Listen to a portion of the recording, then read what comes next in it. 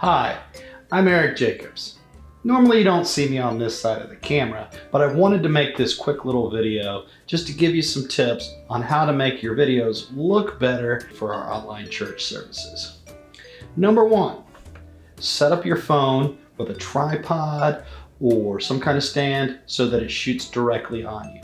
A lot of times we'll just lean it up against our laptop or whatnot, and what that does is that ends up shooting upward, and we end up seeing a lot of the ceiling and whatnot, and it's not as, nice of a shot.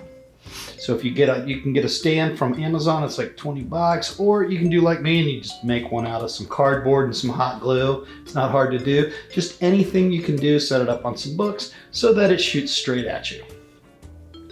Second, pay attention to your background. You want to have something in the background that's nice. I like to set up in a corner. I think it gives it some depth, but you just want to be aware of it. It doesn't have to be in a corner. It can be outside. It can be anywhere. But you don't want your pantry in the background or the bathroom or something. Just be aware of what's behind you. Third, position yourself properly in the shot. What you want to do is make sure that you are in the shot from about chest up and have a little bit at the top. The easiest way to do that is turn your screen around so that you can see yourself in the shot on your phone. That way you can see, okay, there's a little bit there at the top and it's from about chest up. You don't want your head cut off or just to have a little bit of your head down here and a whole lot up here. We don't want that. So just make sure you position yourself in the shot. You can be on the side, you can be on the middle. I just set up this way because originally I was in the middle, and I saw I was blocking some of the neat features in the background. So I thought, well, I'll just scoot over to the other side. So I didn't have all that blank. I took up the blank spot, and this is a little bit more interesting of a shot. Number 4, light from behind the camera. You don't want to be sitting in front of a window in the day and shooting towards the window. Then all we see is the light. You end up looking like a shadow.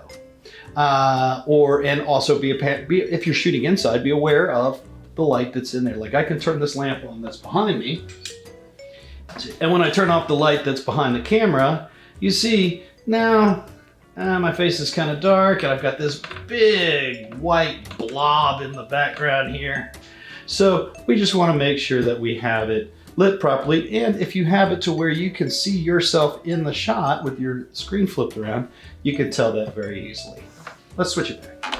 Number 5, position yourself so that if you're using a script, the script is just off camera, as close to the camera as you can get it. That way when you look over to your script, it doesn't look like you're looking too far away. If your script was way over here somewhere and you were going to read, you'd be talking like this and then looking back at the camera and then talking like this and looking back at the camera. Rule of thumb is if you're talking to the audience, you want to be looking at the camera. If you're talking to somebody else in the shot, then you don't want to be looking at the camera. But since typically you're going to be the only one there reading a scripture, reading a call to worship or whatnot, you're talking to the congregation. Therefore, you want to spend most of your time looking at the camera. Number 6, be aware of background noises. When you're filming inside, this isn't necessarily a problem.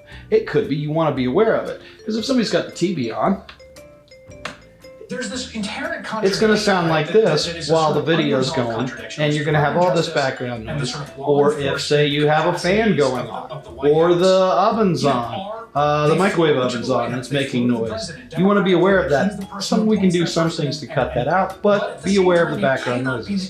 Get rid of that. If you're outside, that tends to have a lot more background noise.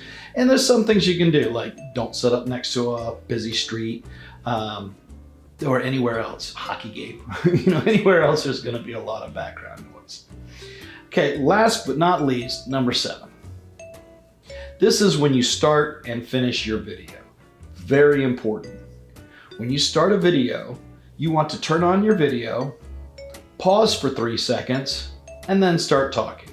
For example, we're going to pretend like I'm turning the video on and I'm going to start my video.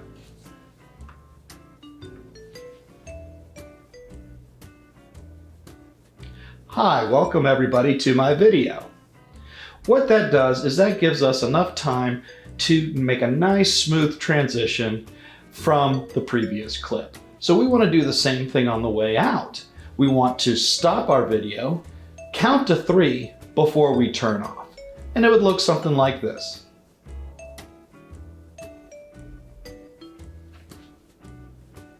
And then we turn off our video. That enables us to be able to make a nice clean transition, cut that little bit off at the end, make a nice transition into the next video clip. I hope this has been helpful, and I hope that we'll have a lot more fun making more videos for our church in the future. Thanks, have a nice day.